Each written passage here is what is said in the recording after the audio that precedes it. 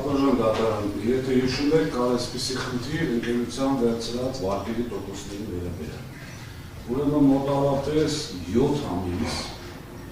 եւ ժամանակավոր կառավարիչը եւ իրենց քաղաքական թիմի անդամները հանրային հեռուստաընկերության եթերում հայտարարում էին, որ ժողովուրդ ջան, նայեք, իրանք վարկերը վերցրել են, չգիտեմ ինչ են արել եւ այլն, դուք վճարել եք դրա տոկոսները։ Այդ թվում նաեւ կառավարիչը։ Մենք հայտարարում ենք, որ կառավարիչը դրա իրավունք չունի, քանի որ նշանակված հանձնաժողովի նախագահի կողմից, ես անգամ sense կեսկատակ ասել եմ լավ, չեք կարող զանգեք թղթի վրա անկախ, բայց փաստացի Կախյան հանձնաժողովի նախագահին, ասեք եղբայր, սա մտնում է թե չէ։ Ունեմ ինֆորմացիա, որ իր կաբինետում քննարկման ժամանակ, երբ որ ասում բերեք տեսնեմ տոկոսները, մյուսը կարգը բերում են, որ սա չի մտնում սակագնի մեջ։ Ինքը միևնույն է իր անձնական էջով դա հայտարարում է։ Ասեմ ավելի, հանձնաժողովի նախագահը իր մամուլի ասուլիսի ժամանակ ստիպված, այսպես լրագրողների համար լինելու արդյունքում հանձնաժողովի նախագահը ընդունում է, որ չի մտնում դա սակագնի մեջ։ Հիմա մյուս կողմից որևիցե մեկը ներողություն չի խնդրում, որևիցե մեկ, այդ թվում էկոնոմիկայի նախարար, չգիտեմ, կառավարիչ, մյուս բոլորը։ Այսինքն,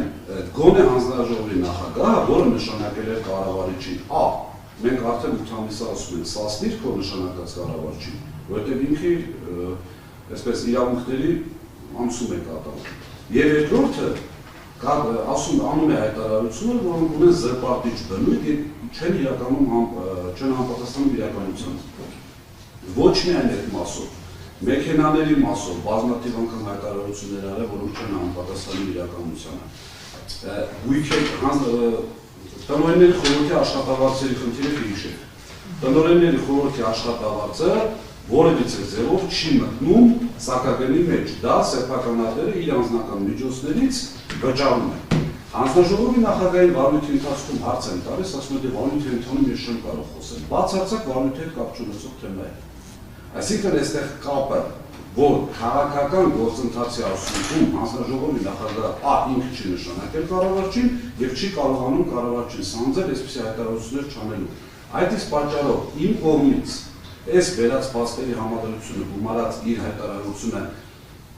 ավելի մանրամասն է ինչի հետ կապված հայտարարում է 1 միլիոն ավելագնում արևային էներգիայի չֆիքսում։ Պարզվում է, որ դա 1 միլիոն չի, 400,000 է, դա էլ տեղի է ունեցել իրենց օրոք, անգամ իրենք են ասում, որ չեն կարողանում տարանջատել, դա մինչև մայիսի 1-ն է եղել, այսինքն տարին ամփոփումը, թե մայիսի 1-ից հետո է եղել, որպես հաջորդ տարվա ամփոփման թեմա։ Իրեն երբ որ սուտը բռնում են, այսպես ասած, ասում է, սա Facebook-յան իմ անձնական էջն է, ես քաղաքական անձ եմ։ Այդ ամբողջը